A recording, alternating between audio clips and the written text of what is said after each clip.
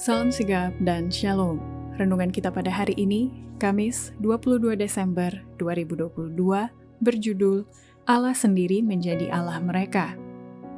Ayat intinya terdapat di dalam Wahyu 21 ayat 3. Lalu aku mendengar suara yang nyaring dari tahta itu berkata, "Lihatlah, kemah Allah ada di tengah-tengah manusia, dan ia akan diam bersama-sama dengan mereka. Mereka akan menjadi umat-Nya, dan ia akan menjadi Allah mereka."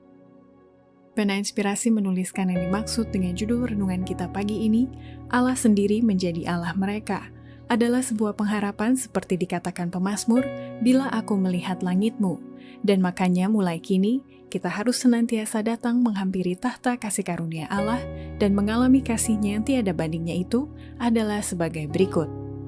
Pertama, konsekuensi pernyataan Kristus melalui Yohanes bahwa Allah sendiri menjadi Allah mereka, mengingatkan kita bahwa setiap orang percaya perlu untuk belajar mempersiapkan diri melalui pekerjaan kita masing-masing untuk persiapan hidup kekal selama berada di atas dunia ini. Pekerjaan seumur hidup kita di dunia ini merupakan persiapan untuk hidup yang kekal. Pendidikan yang mulai di dunia ini tidak akan berakhir dalam hidup ini. Hal itu akan berlangsung terus sepanjang zaman yang kekal, meskipun terus-menerus, namun tidak akan tamat-tamatnya.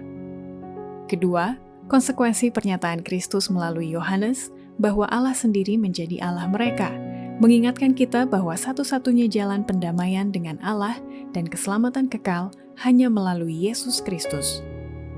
Kalau kita dapat menemui Yesus dalam kedamaian dan diselamatkan, selamat untuk selama-lamanya, maka kita akan menjadi makhluk yang paling berbahagia. Oh, akhirnya tiba di rumah, di mana si jahat berhenti menyusahkan, dan keletihan mendapat perhentian.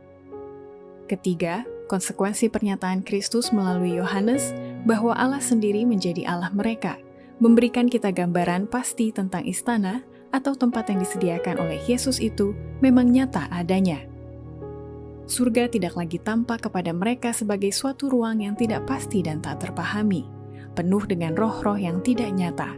Sekarang, mereka memandangnya sebagai rumah mereka di masa depan, di mana istana-istana sedang disediakan bagi mereka oleh penebus mereka yang kekasih. Keempat, konsekuensi pernyataan Kristus melalui Yohanes bahwa Allah sendiri menjadi Allah mereka, mengingatkan kita bahwa jika kehidupan kita di dunia saat ini tidak begitu senang memikirkan hal-hal yang kudus atau membicarakan tentang Allah, maka tidak mungkin kita akan bisa menikmati kehidupan yang akan datang di surga. Orang-orang yang tidak senang memikirkan dan membicarakan tentang Allah dalam kehidupan sekarang tidak akan menikmati kehidupan yang akan datang di tempat Allah selalu hadir dan tinggal di tengah-tengah umat-Nya. Tetapi orang-orang yang suka memikirkan Allah mereka akan senang sekali menikmati suasana surga. Orang-orang yang di atas bumi suka memikirkan surga akan merasa senang dalam pergaulan dan kesenangannya yang kudus. Demikianlah renungan kita pada hari ini. Kiranya Tuhan memberkati kita semua.